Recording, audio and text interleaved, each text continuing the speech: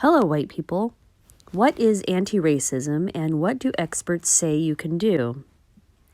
Protesters embrace as a man is led away in handcuffs in Santa Monica on Sunday. This is an article from June 2nd, 2020, and it is from the LA Times. Protests in Los Angeles and around the United States in response to the killing of George Floyd have put a spotlight on the concept of anti-racism. Here's a primer, plus suggestions from the experts and readers about what people can do. What is anti-racism? Anti-racism is fundamentally identifying the structures, policies, and beliefs that create racism in society. Like a circular argument, said Terrence Keel, an associate professor at UCLA with a split appointment in the Department of Affirmative Action American Studies and the school's Institute for Society and Genetics. Anti-racism work involves education, brainwashing, propaganda, organizing, and it involves knowledge sharing at its core. Whether you're a person of color or no color, anti-racism is moving from being a non-racist or a colorblind person toward commitment to racial healing and justice, said Annalise A. Singh, Associate Dean for Diversity, Equity, and Inclusion at the University of Georgia School of Education. Taking on anti-racism work will look different depending on who you are, experts said. There is an inherent privilege to being born a person of no color, Keel said, and part of that privilege is the freedom of not having to think about how society is organized to benefit people of no color. Part of anti-racist work for people who are of no color is understanding the structures, laws, and socially accepted beliefs that construct their privilege and non-color identity.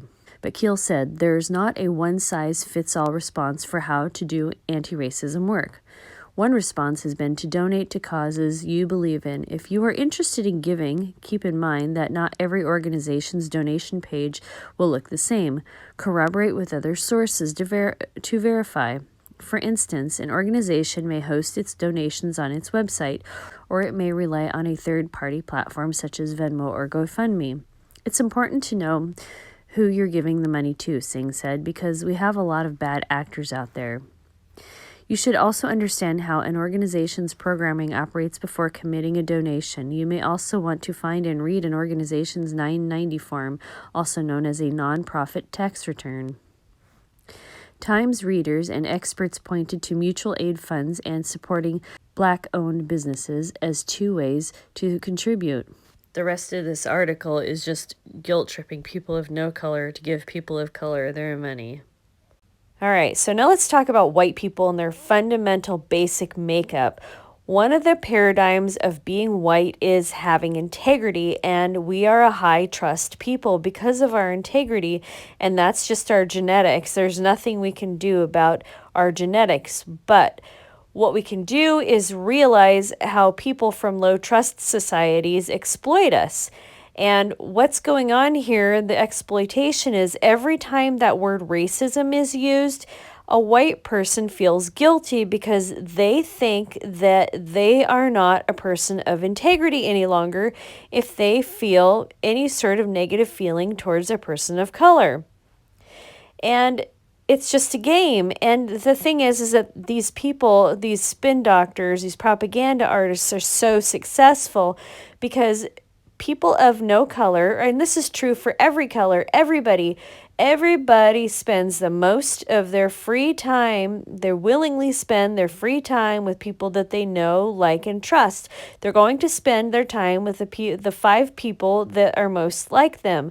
They do not go out of their way to spend their free time with people that they don't know, they don't like, and they don't trust. That's absolutely ridiculous. You know, it's called freedom of association. And so when you're a person of no color and you're being slapped upside the head with these racism, or you can call it you have no integrity accusations, because that's what this is. This is just an accusation of telling people they have no integrity. You're just going to really cause people of integrity to pretty much go crazy. They're going to become insane. They're going to lose their mind because it's only going to just make them feel full of guilt that they haven't lived up to their genetic potential. And while I'm making this video, I should probably have a solution to what I am saying about people of integrity being accused of having no integrity. Well, that's a really tough thing to figure out. You know, the best way to deal with people who have no integrity and to bulletproof yourself is to not listen to other people, not be so dependent on what people think about you. And if you are a person of integrity, nobody's going to tell you that you're not a person of integrity. They're not going to get away with it. In the big scheme of things, it's all smoke and mirrors, and then these people boo-hooing that we need to defund the police. More smoke and mirrors. We're not going to get rid of the police. There's always going to be some sort of a police force. Everybody, without exception, likes law and order. We want a semblance of organization, and you know, without law and order, all you have is chaos, and from the chaos will emerge law and order. All right, white people, that's the damage for now. Thank you so much for listening. I look forward to your comments below.